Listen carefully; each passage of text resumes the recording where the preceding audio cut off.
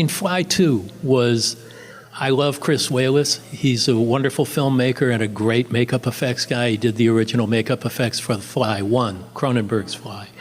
But when I went to a sneak preview of that movie, which I had written, and then Frank Darabont did rewrites on it after me. So I'm watching a sneak preview down in Orange County, which is like 50 miles south of LA, so nobody can see.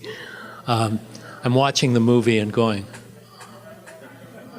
my career is over. I'm done.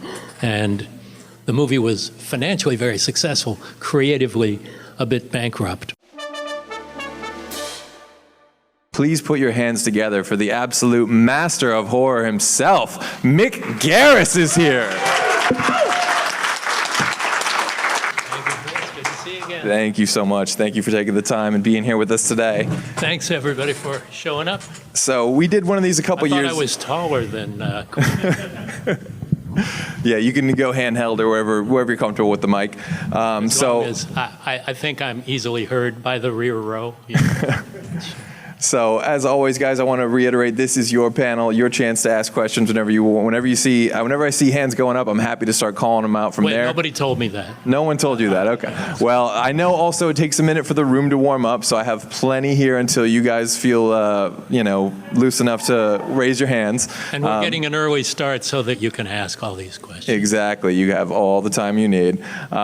So we did one of these a couple years ago, and there's a few things that I didn't get to ask you about, and I've always kind of regretted it. So over my 30-year career, you mean? Oh, yes, I know. We left a few stones unturned, believe it or not. It's impossible. It's quite possible. But one thing I've always been curious about what were the movies that really inspired you getting started? We talked a little bit about the actors that inspired you, but movie-wise? Movie-wise, I was really influenced by the Universal classics.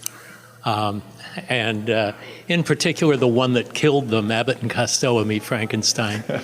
I've probably seen that movie more than any other, with the possible exception of A Hard Day's Night. I don't think you're the only filmmaker who feels this affection for Abbott and Costello Meet Frankenstein. I've heard a lot of directors cite that as like the movie for them. Well, it's really great because they play the monsters like they're scary, and they don't mock the monsters themselves. It's just Abbott and Costello are funny, and the situations are great, but the makeups, the performances, and everything, they play it as straight as you can in an Abbott and Costello movie. But it did kill the Universal horror, the classic Monsters franchise, because you couldn't take them seriously after they were playing with Bud and Lou. You know? Well, I feel like that happens to every franchise if it hangs around Hollywood long enough. Tell me about it. Yeah. So I've made more movies with numbers in the title than I deserve. Yeah. Well, and then quite a few numbers have been added to some of those movies afterwards. True as enough. Well, which is an interesting thing, and we'll definitely get to that at some point. But another thing I didn't get to chat with you about last time was I know you had an extensive career as a musician before. I wouldn't call it a career. Well, but it was a 7-year experience. 7-year experience. They say anything over 1 year is a career, so that's okay. 7 careers right there. But I would think career also entails profit. Not in that industry. No, not in that. Yeah, I was a singer in an all-original prog rock band in San Diego and then LA, doing very complicated musical rhythms, but with a sense of humor. Because I don't know if anybody out there has ever listened to progressive rock, but it's usually very serious and very dire and very, navel-gazing. And we were kind of playful. We did a comedic spin on progressive rock, but still took the music very seriously. In fact, 50 years after the band was active, a couple of years ago, we put out a CD for the first time of all of our best demo recordings, and we sweetened them with new vocals and new instrumentation layered on top of it. And you can go to horsefeathersmusic.com and get the CD right there. So are you still a prog rock fan? I listen to the older stuff, but prog rock doesn't seem to have gotten more adventurous or more interesting in the 50 years since Gentle Giant and Yes and Emerson, Lake and Palmer were doing their work. Wow, that is Very true, I gotta say. Yeah. That's well and the whole put. point of progressive rock was to be progressive, not to repeat what has gone before. Which is very much the opposite of where it's gone now. Yeah. Wow. Truer words have never been spoken, sir. I'm sure truer words have been spoken, but, Well, but maybe not about prog rock. maybe not about prog rock. So another one, well, we got one here. Oh, great. Like you've had a career that kind of spanned all facets of filmmaking, directing, writing, and producing. Is there any particular aspect of filmmaking that you have like a special affinity for that kind of hold above the rest? More like the writing, the directing, hold above the others? A good question. Producing is the one I like the least because it's dealing with business and that sort of thing. But the good thing about producing is being able to put projects forward. You know, Masters of Horror was the greatest producing experience I could have had because I was able to give the keys to the kingdom to these great filmmakers and tell them, do what you want. I'm not going to let anybody interfere in what you're doing. So that was great, but that was one time. 2 seasons. But directing and producing are very different activities. Directing and writing. Writing is very solitary. You're by yourself. You're building worlds. There's nobody looking over your shoulder. There's nobody with a stopwatch saying you got to wrap by 8 tonight or you're going into overtime. But it's very lonely. But I really like that. I find writing comes to me very easily. It's my hands do the writing more than my mind does. But on the other side, there is the incredibly social aspect of directing where you have to cogently give information to answers to questions you're asked hundreds of times a day. You have to have a vision. You have to be able to inspire people to want to create something you hope will be very special and inspire them to do their best work. So they're very different jobs, but I love them equally. The good thing about directing is if you're directing, it means the movie's getting made. But writing, 9 times out of 10, you're writing and it's never going to hit the screen. So I love both of these disciplines, but in totally different ways. And a lot of writers who are great writers do not make great directors because they're not great at communicating and dealing socially with a wide array of personalities, particularly when you're dealing with actors and learning very quickly how each actor wants to be directed or not directed, and very specific things like that, and the technical aspects that you need to do. So, but that's the most exciting job, is directing. But writing can be the most fun because there's nobody on your ass. Yeah. If I could, piggyback on that one a little bit, I've heard a lot of writers that eventually later direct say, I wrote one script and then someone went out, directed it, and they made a completely different movie, and that's when I wanted to direct. Have you ever had that experience? I have had that experience. You don't have to tell us which movie, of course. Oh, well. You can tell me later. Yeah. The very first writer-director was Preston Sturges. Back in the late 1930s, he wrote a film that basically Orson Welles' Citizen Kane was inspired by. And he was a very successful screenwriter. And he said to Paramount, I'm sick of what these directors are doing with my scripts. I will sell you this script. He was the highest paid screenwriter in America. I will sell you this script for $1, but you have to let me direct. And he became hugely successful until his career fell apart in the late 40s, when Howard Hughes took a movie that he made for him and cut it and butchered it and ruined it, and basically that was the last American film he ever made. So for me, just being lucky enough to make my living as a screenwriter and then become a director was amazing. But when I wrote Hocus Pocus, I was never considered to be the director. I had not directed anything other than Amazing Stories at that time. And, that was produced 8 years after I wrote it. So there were another 11 writers on it after me, but they went back primarily to 90% of that script is my script. Fly 2 was... I love Chris Wallace. He's a wonderful filmmaker and a great makeup effects guy. He did the original makeup effects for The Fly 1, Cronenberg's Fly. But when I went to a sneak preview of that movie, which I had written, and then Frank Darabont did rewrites on it after me. So I'm watching a sneak preview down in Orange County, which is like 50 miles south of LA, so nobody can see. I'm watching the movie and going, my career is over. I'm done. And the movie was financially very successful, creatively a bit bankrupt. But when I met Stephen King and we started working together, the first thing he said to me was how much he loved Fly 2. And you learn to just go, thank you very much. Wow. Yeah, right? I'm not going to correct King. So I do want to give the audience another chance to jump in there. So I get Sure. tongue-tied here. Here we go. Just wonder, how do you feel about modern horror films now? With sort of using CGI versus practical storytelling to the wayside, I feel? How do you feel about that? I think CGI, if you didn't hear the question, it's how do I feel about modern horror films and comparing practical effects with computer-generated effects. They're both tools. And in the 80s, the best thing you had at your beck was silicone and fake rubber and fake blood. Today, CGI used well, and using them together, practical effects and CGI, make a great marriage if they're used well. One of the first CGI movies was Jurassic Park, and it still plays perfectly. You believe the weight and the heft of these dinosaurs on the earth. Bad CGI looks like a PlayStation game.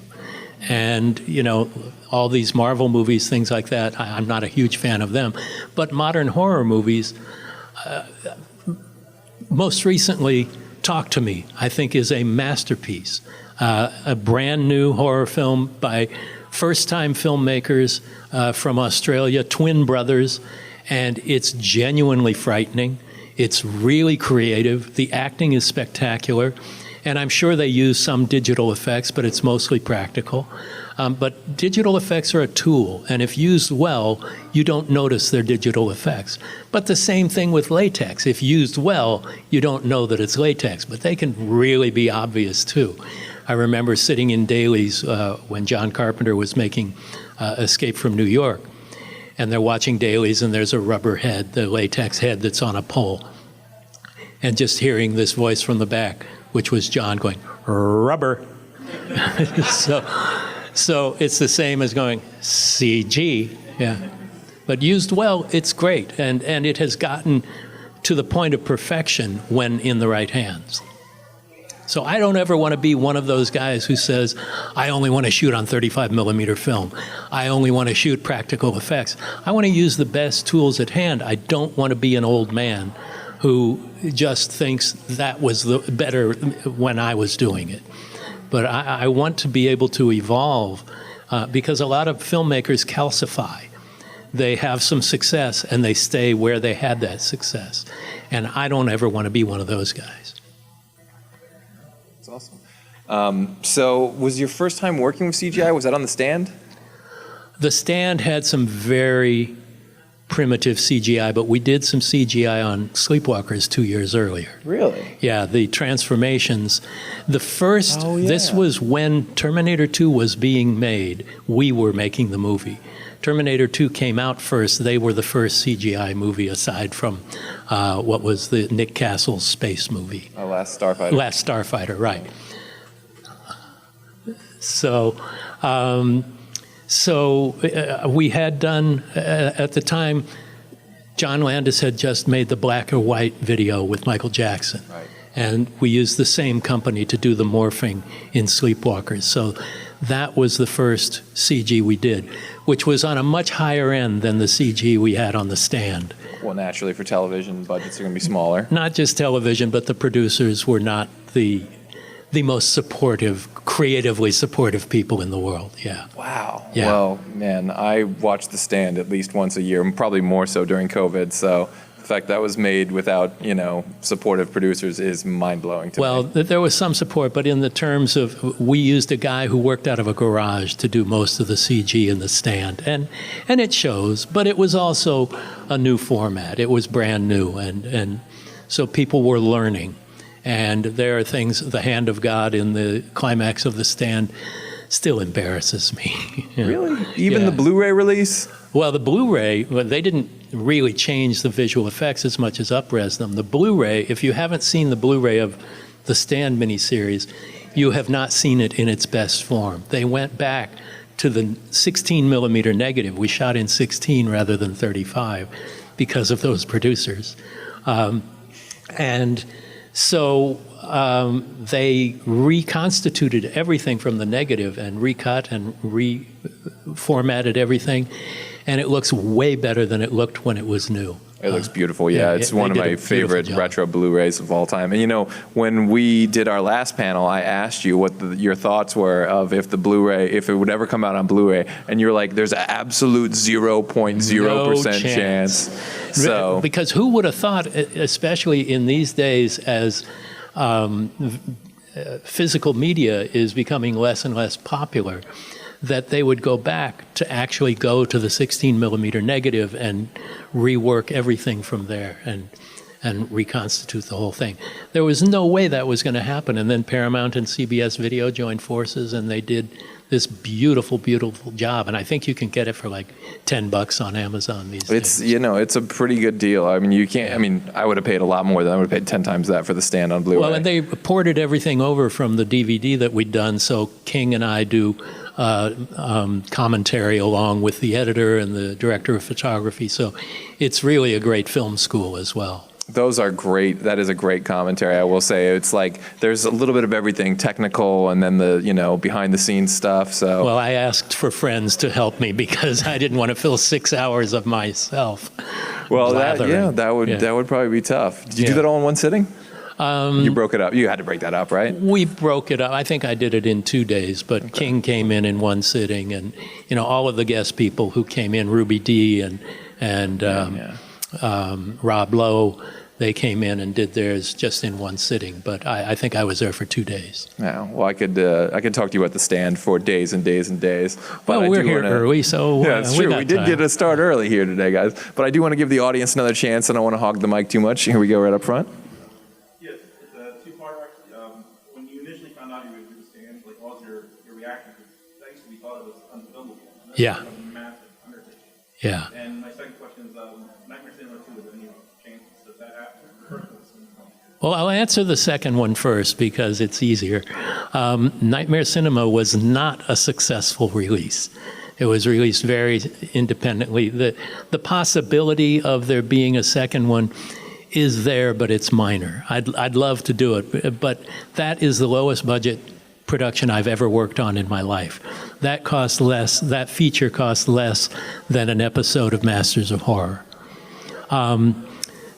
So the first one, getting the job of the Stand was amazing. Well, King was very happy with how Sleepwalkers had turned out. And so when the Stand came up, he asked me to do it. And duh, I'd never done anything of any scope before. Sleepwalkers was very small scale. The Timeless Classic Critters 2, of course, was very small scale. Psycho 4, they're small productions.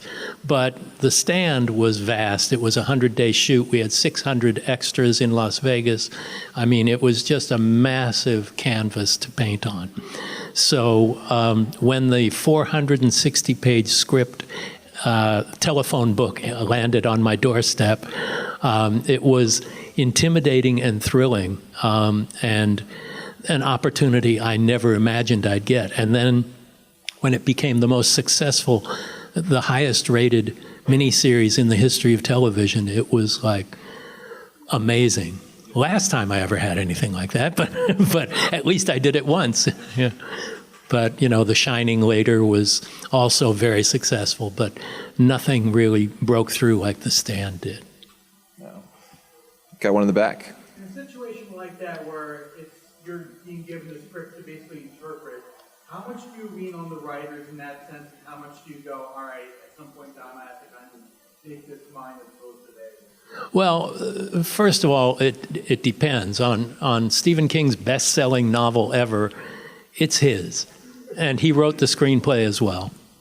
But My job is to interpret his vision the best way I can as a director, as an artist, as to have in agreement where we're going. But in something like Desperation, which we did later, he had written a feature script. I adapted it for the television script.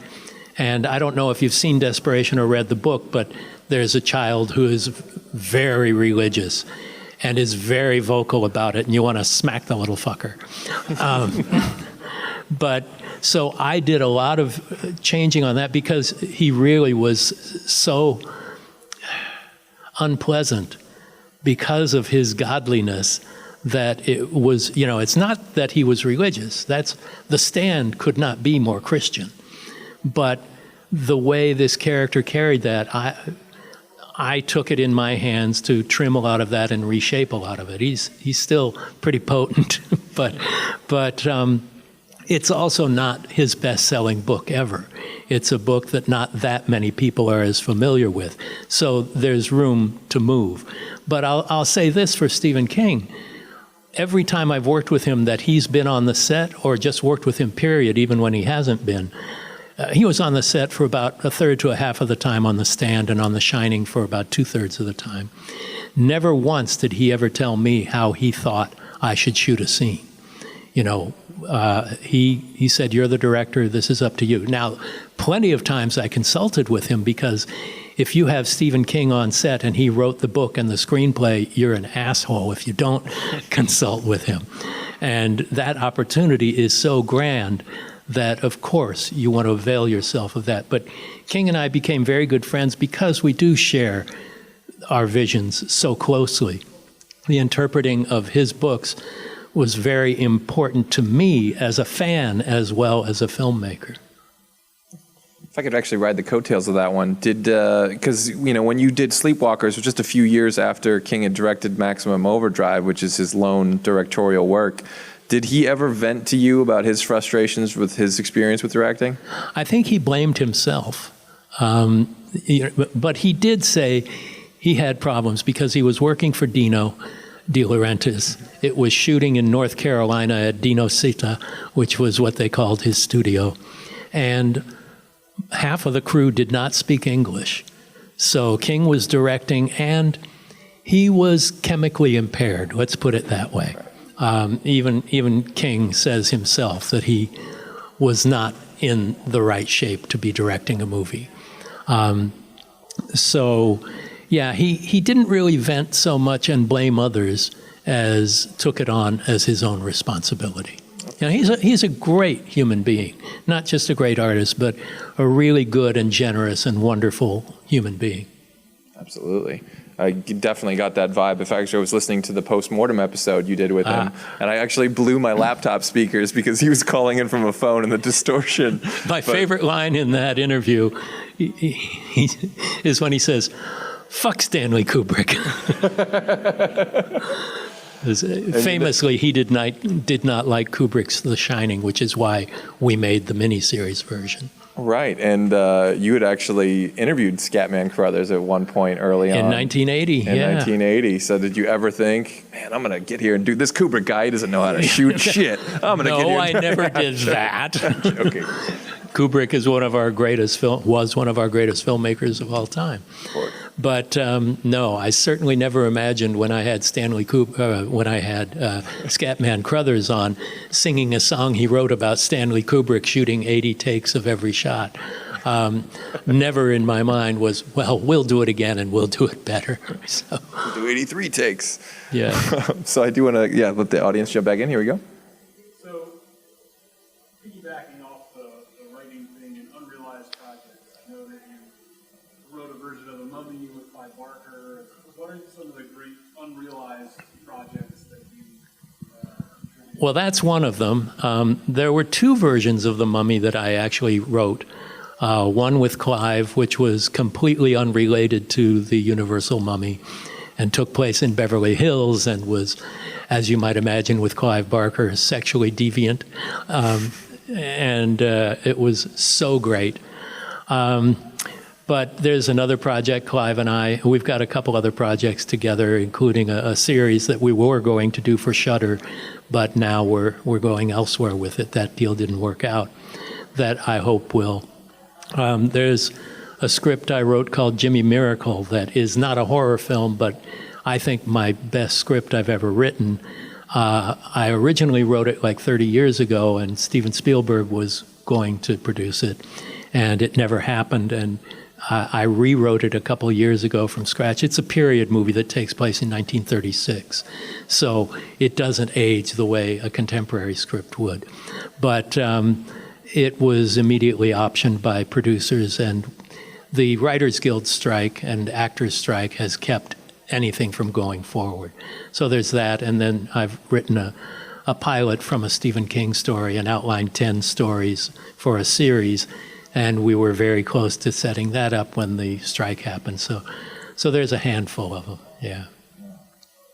I'm doing let the audience jump back in there again. We have two professional interviewers right up front. Oh, here we go. Yeah. There they are. We have to know about the backstory of how you came to interview Rod Serling? Well, I started interviewing for my high school newspaper back in 1969. And I was like 17 years old. And first, Ray Bradbury came to the local college. And I went to that, and I talked to the college people about interviewing him for the school newspaper. And so they said, oh, sure, come on. And after his talk was done, the lecture was finished, they brought me up to the table, and there was an empty theater, and I'm interviewing Ray Bradbury, who was my favorite writer of all time, and I was very passionate about this, and the 17-year-old kid hoping for this. So the same thing happened. Rod Serling came to speak at that same college, which was a 2-year college that I attended called Grossmont College. The next year I did. But Rod Serling was there, and I arranged through the college, I'm writing for my school paper, and I'd love to interview Mr. Serling. And that's how that worked out. It was really easy, and who knew? And I've been doing interviews ever since. I don't know if everybody here knows that I have a podcast. We're in our 7th. Absolutely. We're in our 7th year now, and we've done Stephen King and Clive Barker and Tobe Hooper and Wes Craven and Whoopi Goldberg and Ben Stiller. I mean, a real variety of people who have an interest in our genre. And I've done like, I think 170 interviews. Every 2 weeks we run an interview, and on the alternate weeks we run what we're doing here, AMA, Ask Mick Anything, where the audience sends in questions. So it's called Postmortem with Mick Garris, available wherever you get your podcasts. Oh, yeah. A round of applause for that one, right? If you're a film student, it's really useful. There's some really great information from actors, writers, directors, yeah. And there's, going back to the beginning, there was a lot of useful information I feel like you put out on the Z channel back in the day. Any memories of that? Yeah, 1979, 1980. I had Steven Spielberg on the show years before I ever worked for him. And William Friedkin on the show. In fact, this week, we are running my 1979 interview with William Friedkin and my 2011 interview with him on the Postmortem TV show. We're running the audio together back to back on Postmortem. It's running now. So it's really great. I mean, the first one, I'm a nervous kid and easily intimidated by one of the most intimidating filmmakers in history.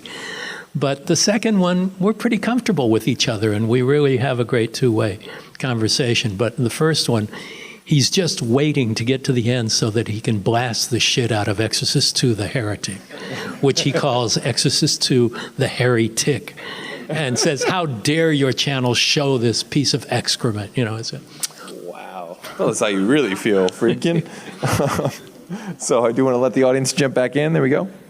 So in the early 80s, you did an interview segment called Fear on Film with John Carpenter, John Landis, and David Cronenberg. Yeah. 3 people who seem like complete opposites of each other personality-wise. Yeah. Can you describe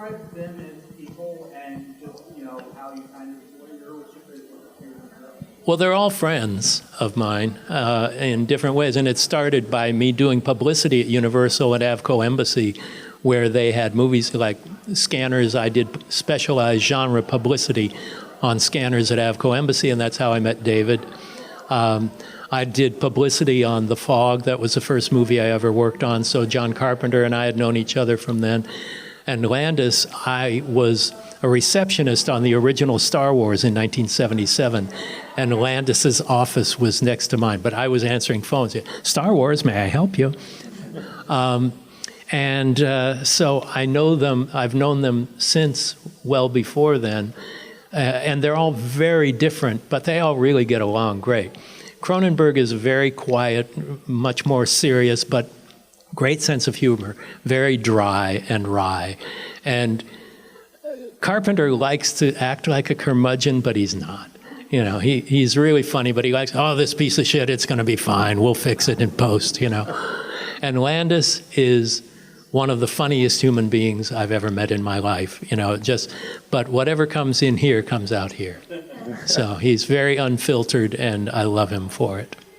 Well, you know, I'm just equally as fascinated by this period of your career, the making of doc, you know, period. So Yeah. I've always wondered, did you have a favorite or least favorite experience doing one of those? Because I know not everyone is, you know, respectful when someone comes in to do the EPK. Yeah, it was, I would only be allowed on the set for like 2 days to do it. The Videodrome one was the hardest one because it was a crew that was kind of distrustful of Hollywood, and because I was there at the studio's behest. I remember one time I'm setting up a shot and I'm in the corner of the room that they're shooting in, a practical location, not a sound stage. And the sound engineer said to me, "Who are you?" I said, "I'm doing the making of documentary." He said, "Well, you're in the way." We're both doing our job, but that was the only one that was at all prickly. They were really fun, and you know, I did the Gremlins documentary, and Joe Dante and I have been friends, so that was really fun. Doing the Goonies was really fun. In fact, the first day of shooting the Goonies documentary was the first day the movie was being shot, and at that time, I'm setting up the lights to interview Steven Spielberg on the set. And he asked me, he said to me, I guess you're doing a bunch of these. And I said, you know, I'm doing fewer of them because I'm trying to make a go of it as a writer. And he said, oh, really? We're looking for the writers for this series we're doing called Amazing Stories. At that time, while I was interviewing him, someone in Hollywood was reading a script of mine and writing coverage saying, hire this man. So it was, nobody should ever go up to Spielberg and say, I'm writing screenplays. But just the circumstances were great. We got along really well. And he said, oh, we're looking for people for this show. The people in the Amblin offices were recommending me for that show. And it was my first job as a screenwriter, was writing for Amazing Stories, and then was hired to be the story editor and worked on it for 2 years. Wow. Yeah. Well, Amazing Stories is one of my favorite pieces of 80s nostalgia. I still feel like it's like, I'm dreaming. I imagined that this even happened. Spielberg did television. This is incredible.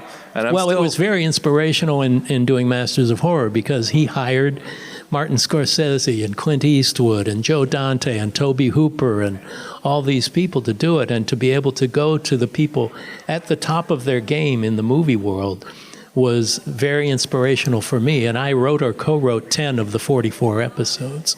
So having your scripts directed by Joe Dante and Robert Zemeckis and people like that is like a good start. You know, because don't fuck that up. Sorry. You know, and I just have to ask this because I asked about The Stand, and you said there's no chance it came out, and then like months later it came out on Blu-ray. So is there a possibility of an Amazing Stories 4K release? I wish there were.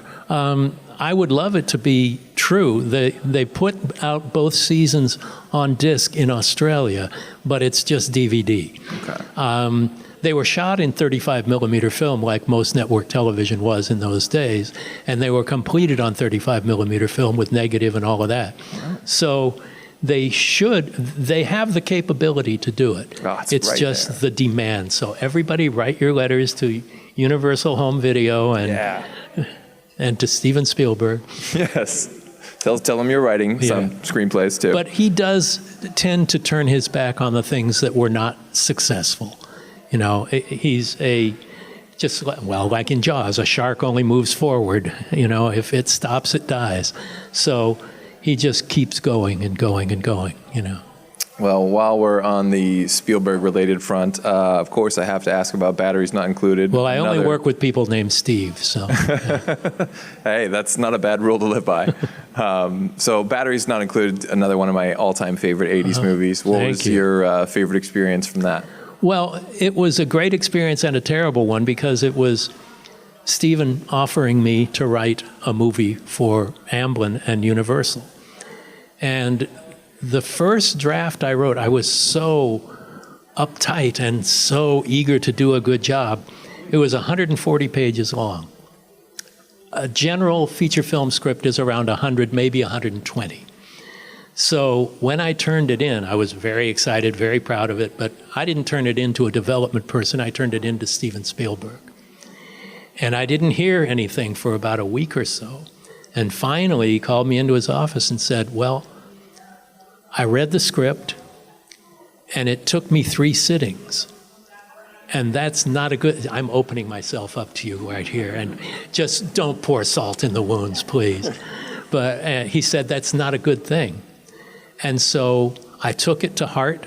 I went home, and I ruthlessly tightened it up, not just tearing pages out, but rewriting, and taught myself a lesson: never write a block of description that's longer than 4 or 5 lines. You know, don't get lost in describing a scene. That's a director's job, not the writer's job, unless something's really crucial and important. Learn to write to compel the reader to turn the page, to go, what's next? What's next? I can't wait to turn the page. Write it like you're writing a novel, but not all the internal stuff, because there's a difference between writing books and writing movies, and I do both. So there's a different discipline. So I really took it to heart, and I learned a lot and turned it in, and he turned it into the studio, and they greenlit the movie. But then they hired a director who totally rewrote it and brought in his writing partner at the time, who was Brad Bird. So it was Matthew Robbins and Brad Bird rewrote it, and then Matthew Robbins directed it. Matthew had co-written Spielberg's first feature, The Sugarland Express, with Hal Barwood. And so Steven and Matthew had a long history together. Wow, I was not aware of that. That's probably one of Brad Bird's first credits too. His first credit was also on Amazing Stories. Batteries Not Included, by the way, started as a Spielberg idea for an Amazing Stories. And I wrote that script for Amazing Stories. And then he said, you know what? I think this could be a feature. So let's turn it into a feature. So I got the assignment because of working for Amazing Stories. But Brad Bird wrote and directed an animated episode called Family Dog that they later turned into a series. But that was, I think, Brad had just come out of film school, and I think that was his first commercial credit. Wow. Yeah. Fresh out of Cal Arts. Yeah. Incredible. So I do want to get the audience back involved. I've been kind of hogging the mic a little bit here, guys. Okay, here we go. Just wondering what it was like to work with Anthony Quinn, Cycle 4. Oh, this is a good one. Did you say you were intimidated or anything like that? He was very intimidating, and it was the first time I'd worked with a movie star. Even though he wasn't at his prime, he was a movie star. He was also complicated. A lot of people say that I've called him difficult. I don't call him difficult, but challenging. Look, he'd been directed by Alfred Hitchcock, by Orson Welles, by William Wyler, every great filmmaker in Hollywood. And he's been assigned the director of Critters 2, which was the only movie I'd made at that time. So we had a lunch together with John Landis, who recommended me for it. He was a mutual friend of Tony's and of mine. And so when we got to it, we we went over every page of the script together, and we were in unity on where it was going. Script, by the way, was written by Joe Stefano, who wrote the original Psycho screenplay. So Tony had directed Psycho 3, and it was a critical and commercial disaster. It did not go over well at all. So he wanted to direct Psycho 4, and the studio said, no, you're going to get the director's Critters 2. So I can see how he wouldn't have the most confidence in that.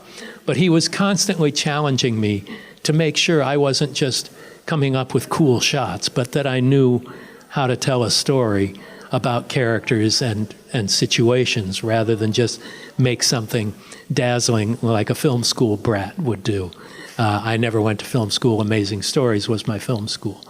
But so he challenged me a lot during the course of that, not in a nasty way, but he would get caught up in the minutiae of something. And, you know, I remember saying one day on set, you know, we don't want this to veer into camp. And he said, wait a minute, camp? What do you mean by camp? And literally 45 minutes talking about the meaning of camp. And this was a very low-budget movie that had to be completed in 4 weeks. And so it was time-consuming. But the punchline is a really good one. We showed him the film at a screening just for him at the Alfred Hitchcock Theater at Universal. After the lights went up, he went on and on for 10 minutes how it was by far the best of the sequels, how Hitch would have loved it, and just on and on to the point where I told him, Tony, I'm really embarrassed. I really appreciate it, but please stop. And so it was amazing because the guy who did Psycho 3 turned around about Psycho 4. No. Well, that's another franchise that has continued a little bit. There's been, of course, the Gus Van Sant remake and then the Bates Motel. Did you watch either of those and, you know, have any opinions on those? I saw the remake and thought it was an interesting art project. And, fair enough. You know, it was not a successful movie critically or commercially either. Right. And Bates Motel, they intentionally don't follow what was set up in the Hitchcock movie or the others to follow. They completely, intentionally disregard the sequels. And I enjoyed the first season, but when it started getting into drug dealing in high schools, it was like, I'm not interested in this anymore. Yeah, you know, I can see that. It's not about the psychological meltdown of a guy who becomes a serial killer. Yeah. Mm-hmm. Well, again, the one and thing... a motherfucker, sorry. All right, we got another question in the back here. Yeah. Speaking of the Psycho sequels, what did you think of Richard Klein's Psycho 2 with the characters? I loved Psycho 2. I was doing publicity at Universal in 1982 when that movie came out. So I had seen the script, which they took the last 3 pages out so no one could see them, even the cast and crew. And I thought it was terrific. Richard Franklin was also a teacher. He came out of USC. He was Australian, but he went to school at USC Film School in LA. And he was quite a film scholar and a Hitchcock scholar in particular. And Tom Holland wrote a great script, and Richard Franklin did a beautiful job directing it. And the ending, it was a good thing they took those pages out because nobody saw that coming. It was really great. Oh, definitely. Just want to let the audience jump back in right here. With the writer's strikes, putting a good spotlight on AI and how the genre is starting to blend with AI, and like with your long career, do you envision a world where they're playing really well against or with each other, or do you feel like it's going to be like a test? Well, I think it's going to be a while before it works well because human beings write scripts. You might not know that when you're watching the number 7 of a franchise. And I think AI can write those just as well as anybody can. But human emotion and human experience and originality are human traits. And AI can only regurgitate what's been fed into it and rewrite it in a way that is familiar. You know, the problem is that the studio executives could much more be easily replaced by AI than the writers can. But as far as screenwriting goes, you know, it really does take a human being to tell a really compelling personal human story. Not all movies are compelling personal human stories, and certainly they could crank out, you know, Final Destination 26 without anybody noticing, perhaps. Although, with all deference to Jeffrey Reddick, who wrote the original one, and others, it's a great first movie. But I'm just not a big fan of franchises, but that seems to be where AI could actually do its work. And I hate saying that because I hate the idea of machines writing movies. Naturally. We had another couple, two, yeah, and then we'll go to you after. That was an amazing question. So I'll ask you something else. I'm interested to know, do you remember what the first horror movie you watched, and what was the last one you watched? Would you recommend either one? Well, the last one I watched was Talk to Me, which I think is great. I love that movie. Love it. And the first horror movie I ever saw was not really a horror movie, but I remembered it had a scene with a snake crawling through a bedroom window. And it gave me the creeps. And I never saw it again for like 30 years.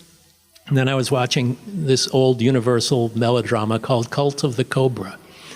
And it had the snake going through the bedroom window. And that's it. That was the first thing that ever scared me. And I saw it on television. But even before that, my mother had seen King Kong in the movie theater when it came out, or when it was relatively new.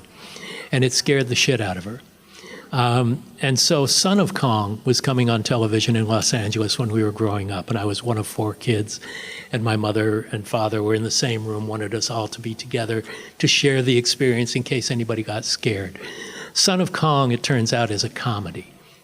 And so she worried way too much about that. But the first time I ever saw a monster in a movie was Son of Kong.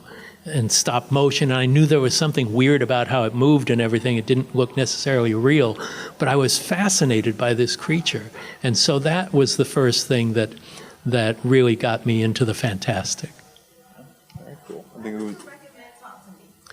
Because it's really well written, it's really well acted. It takes a possession movie and thrusts it in a direction you don't expect. And it's genuinely scary. And I don't say that about many movies. It takes a lot to creep me out in a movie.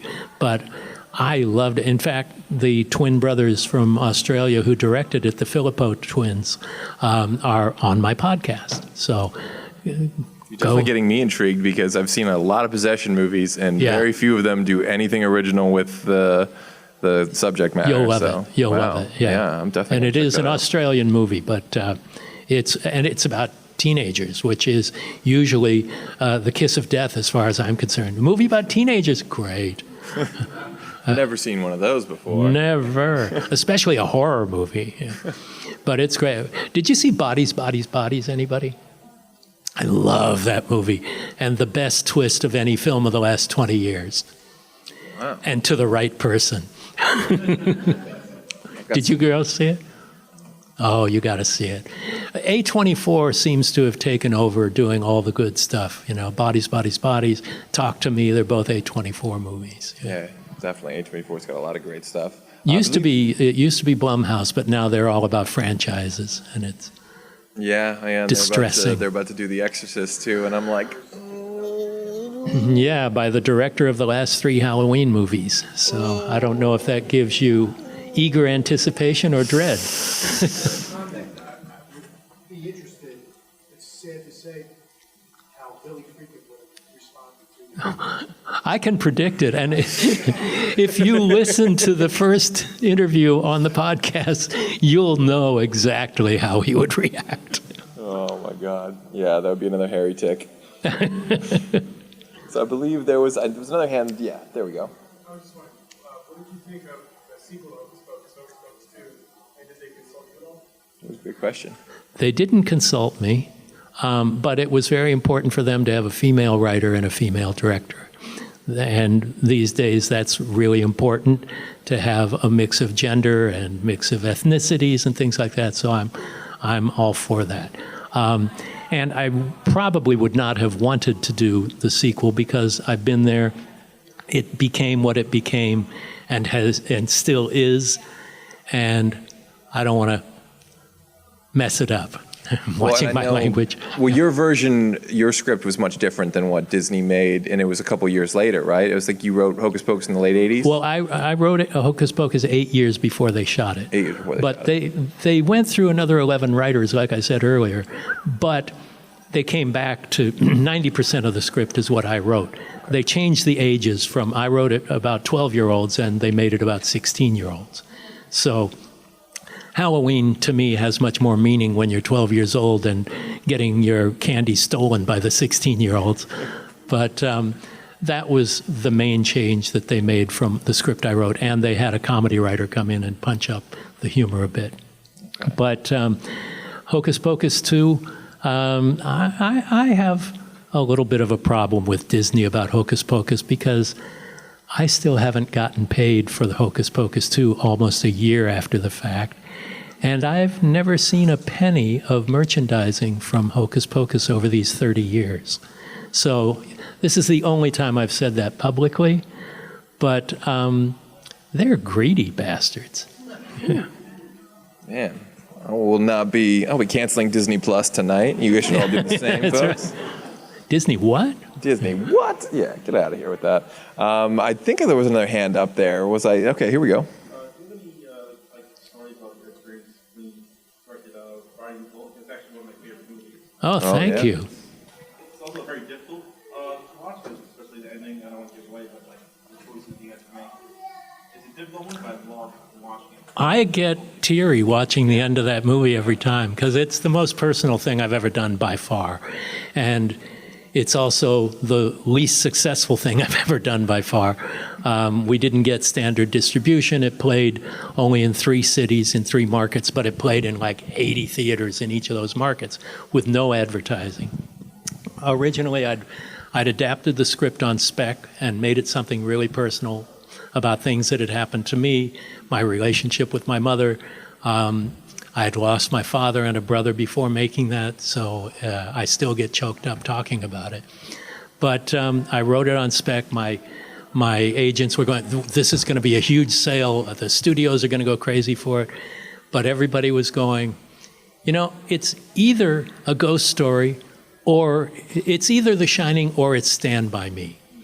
And I said, can it be a little of both? And so we ended up making it for $5 million, which is a very low budget in the studio realm of things.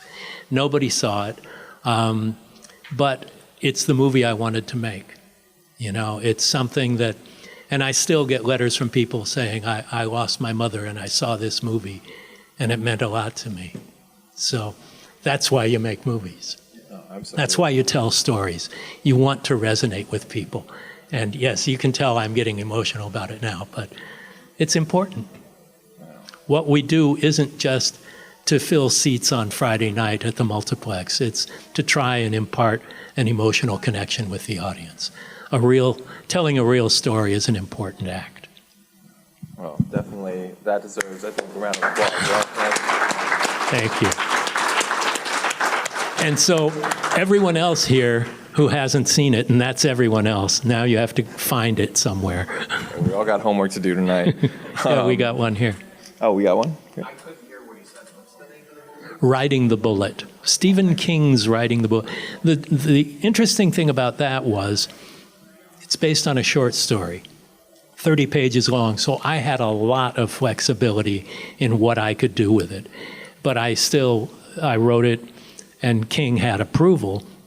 He loved it, and that made it all worthwhile. But he wrote it. He was writing it when he had his accident, and he finished it after he had his accident. It was the first thing he wrote after the accident, and so it was incredibly personal. And it's about loss, and it's about making a choice, a life or death choice. And it was set in 1999 when he wrote it. I set it in 1969, which was the end of the 60s and a time our society had to make real choices. And the character in riding the bullet has to make life or death choices that are comparable to what our society as a whole had to go through, especially at the end of the 60s, which was symbolized by 1969, even though the 60s really overlapped into the 70s. So I think there was another, I think I saw a couple hands go up before. I must have imagined the other. Okay, here we go.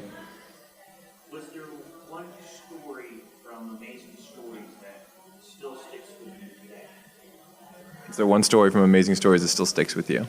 Yeah, I mean, a bunch of them do, but there's one that I wrote the story for, and Tommy McLaughlin and I wrote the script, and Bob Zemeckis directed it, and it was an hour-long special, and what's the name of it? Anyway, Christopher Lloyd plays an evil teacher, and it's really oddball and wonderful, and it's, God, I can't remember the name of it. There were 44 episodes, so... That has to be the greatest intersection of filmmakers ever, though. You, Tom McLaughlin, and Zemeckis, like, just take my money. And Chris Lloyd, who I've worked with a couple of times since. Yes, right, of Quicksilver course. Highway and Masters of Horror. Yeah. God, that I went like transcended now. I forgot where I was. So please, tell me someone's got a question out there, because I just had a moment. This side never asked. This side never asked. Yeah. I don't know what's going on this side of this. Okay, here we go. I'm wondering, I know you worked on Freddy's Nightmares. Oh, yes. That was like kind of low budget production.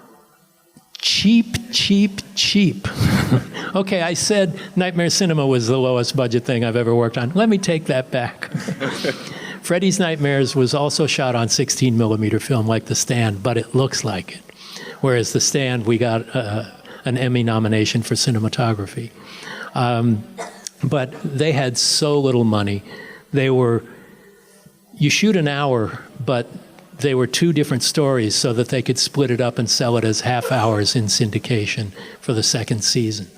And I think your average 1 hour TV show is like an 8 to 10 day shoot.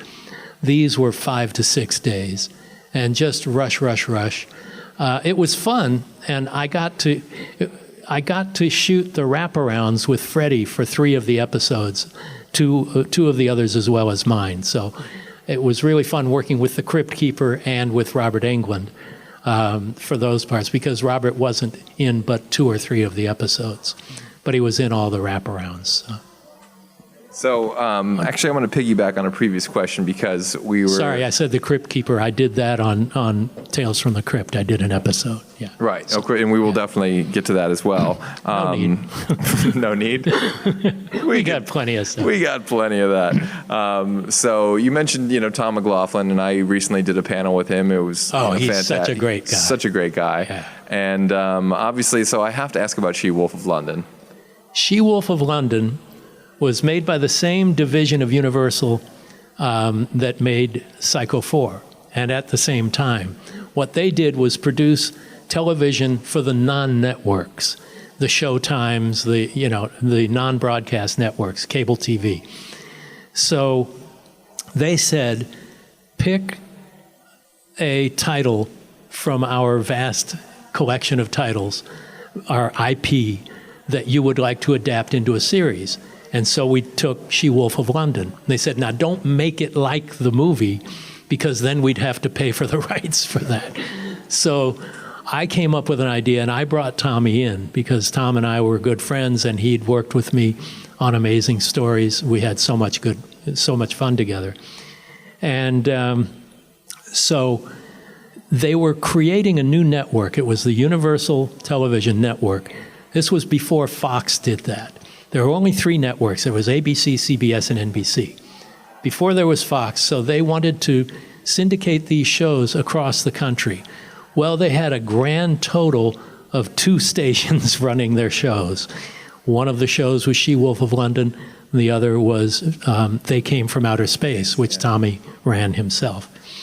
And so it was on Channel 9 WOR here, and it was on Channel 13, a station I don't think anybody even knows exists in Los Angeles.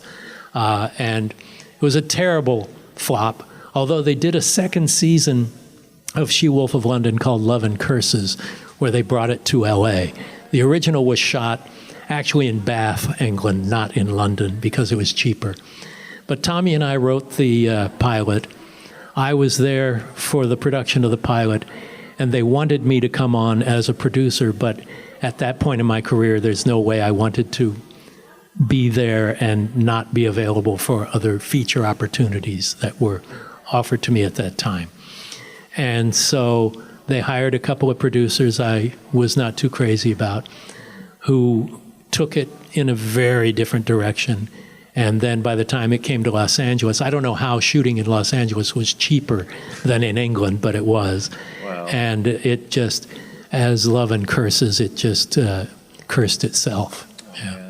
Well, that was like the wild, wild west, I feel like, for television, Yeah. as the networks were starting to expand and, Yeah, they were, and it was only a year or two later that Fox began and became a network. But even they took at least 10, 15 years to get established. Oh, yeah, to be considered one of the top One of the tiers, four yeah. networks. They were just like those guys that crashed the party for, like Exactly. about 8-9 years, you're right. Yeah. So I do want to give the audience another chance to jump in. Here we go. Talk about some of the best of horrors, dinners, some of your favorite stories. Oh, yeah. The question about the Masters of Horror dinners, which is where the Masters of Horror series was given birth. Basically, at places like this and genre film festivals and the like, and Directors Guild meetings and the like, we got to know each other, and particularly people within the genre, like all of you here, we're all outcasts, right? We're not the class president. We live in the gutter together happily. And so our sewer was where we became friends. And every now and then someone would say, we really ought to put together a dinner and just get together and hang out and have fun. And so that went on for a couple of years, and I realized nobody's going to do this unless I do.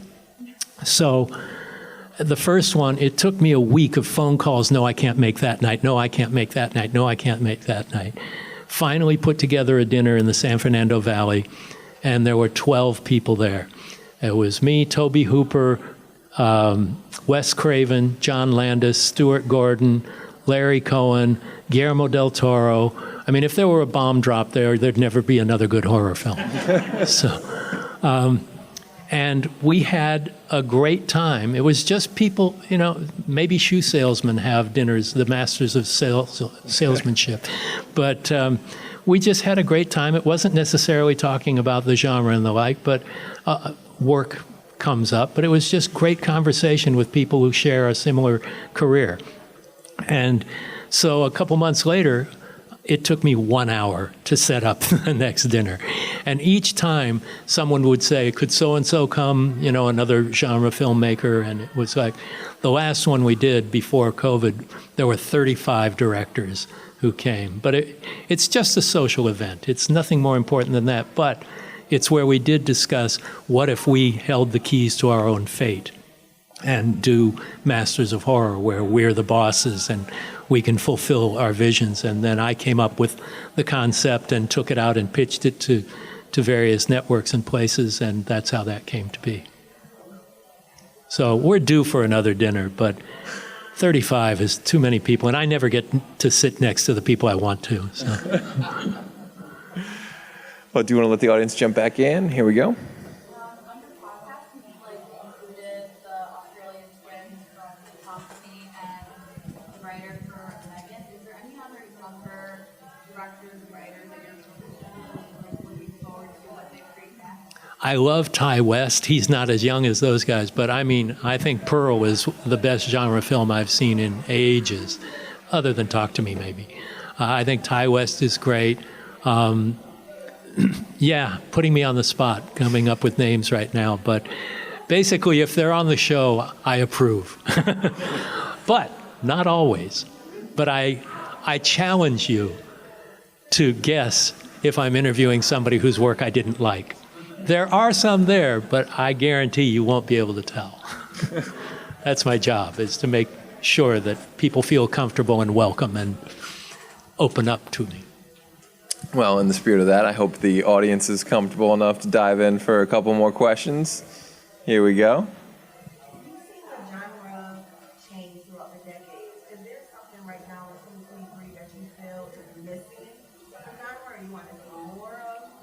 Well, I like what Talk to Me did was great. It's and Bodies, Bodies, Bodies. They're surprising. They take something that might be familiar but are surprising. I think a bad turn that the genre has taken is because of a lot of filmmakers now grew up in the 80s and remaking the 80s, which I think was the most creatively bankrupt time of filmmaking. Yes, there were great movies like The Fly in 86, but mostly it was slasher movies. And I find them the least creative exercise of storytelling. So what I am looking forward to, and this has become possible because of all of the platforms, there's not just movies or television. There's movies, there's theatrical movies, there's streaming, there's network, there's pay TV. There's all these different platforms that are available to audiences now that every kind of story is being told. The ones that get told the most are the ones that have franchises and have numbers in the titles and all that. But it's also creating a world. His House is another movie that is a recent one. Remy Weeks, a British director, made it's on Netflix, and it's great. It's really terrific, and it comes from the black experience rather than, a British black experience, which is totally unique to my experience. And I love having doors opened into stories that I'm not familiar with, and to learn about the ways different cultures work. And I go to film festivals around the world, and that's one of the reasons is to discover things that I would never see here and get the opportunity to do that. And I just love when somebody takes me in a place I don't expect to go. Well said, well said. So, yeah? I thought Barbarian was really good. I really liked it. And we had the producer on the podcast. Not the director, interestingly enough. Always helps. So we probably have time for one more before we get to the signing? Oh, come on, Lakisa. Or two. We had one in the back? Yeah. If Master of Horror came back today, who are some younger directors that you would want to have on the television? I'd love to get the Philippot twins. I'd love to get Coralie Fargia, the French woman who did Revenge, which is a great film. And I'd love to mix it up culturally, much more than we were able to before. On Masters of Horror, I asked a lot of female filmmakers to do it, and they didn't want to be considered horror directors, and they turned me down. So I've taken some heat for not having female directors on Masters of Horror, and if I hadn't tried, I would deserve that heat, because, we had a great cultural mix, but we did not have a gender mix, and I would love more of that. But I think Coralie Fargia is one of the best visionaries in that kind of filmmaking. To make a rape revenge movie that's not repellent, that is not 85% rape and 5% revenge so you can justify the rape, it's really great. You're getting quite an education here, young man. This is John Glover, and you are watching Fandom Spotlight. Be sure to like, share, and subscribe. Lionel Luther recommends it. Have some fun. Follow your fandom.